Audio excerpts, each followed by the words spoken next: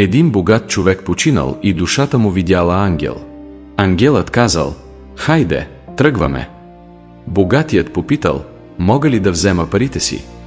Ангелът отговорил: не, те остават за живите.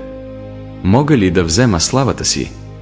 Ангелът рекал: не, тя остава само като спомен за хората. Мога ли да взема къщата си? Ангелът казал: не, тя ще се разруши и ще потъне в пръста.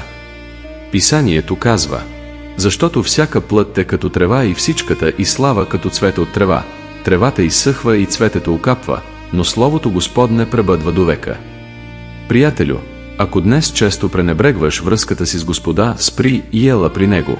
Стреми се да изпълняваш Неговата воля, за да можеш да влезеш в небесното царство. Ако това послание е докоснало сърцето ти, кажи амин и го сподели, за да се събудят и други.